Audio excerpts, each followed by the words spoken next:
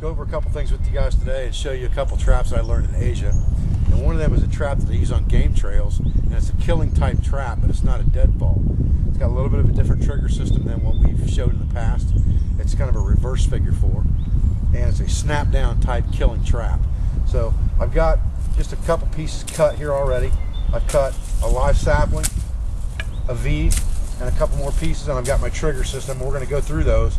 We'll show you the trigger system up close in a few minutes. We're going to set this trap up as if this were a trail going through where animals would walk. So stay with me, we'll be right back. Okay, so I took that sapling and I shoved it underneath a log. It's good if you've got a heavy thing on the trail that you can stick it under, because what you want is you want this to become a slap spring, okay? And you can pin it down. If you've got hard enough ground, you can pin it down in a couple different places. And you can see how soft this ground is. But you can pin it down, bury it on one end underneath the ground, and pin it down in 2 areas like this, and that'll hold it down too, as long as your ground's not so soft that it pulls out like that.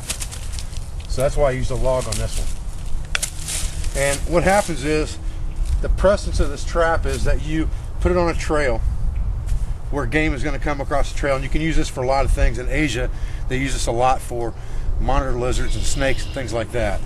And the trigger system, I'm going to show you up close here real quick.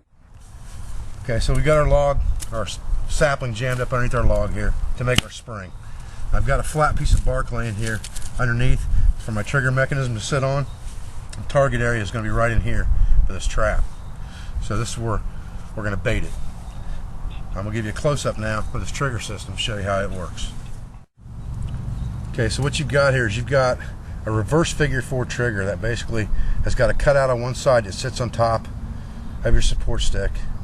Your deadfall or your spring sits on top of here in this shelf, and then you have a trigger which gets compressed against like this to hold your trap up.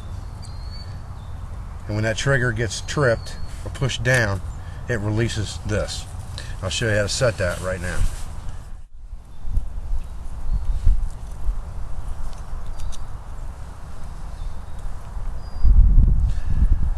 So you put your trigger mechanism together like this and slide it underneath your trap. And you got to kind of finagle it and hold it with your hands, because if your trap's going to be strong enough to kill anything, it's got to be pretty heavy duty.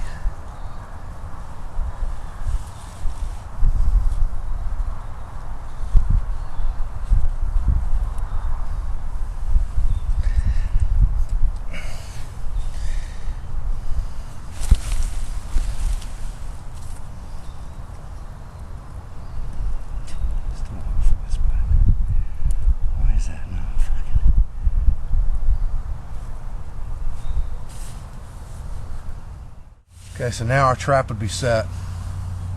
We need to make sure that our trigger mechanism is right underneath our trap. So you might have to adjust things just a little bit to get that to happen, because you want that trigger mechanism straight underneath that log. So he's basically got to put his head underneath there to eat. Alright, so now you've got a level playing field there and a level plane underneath. And when your animal comes in, feed, smash, he's dead. There's plenty of force there to kill a good sized squirrel or anything else that would come across that trap. And that is a reverse figure 4 killing type trap that they use in Asia for small game.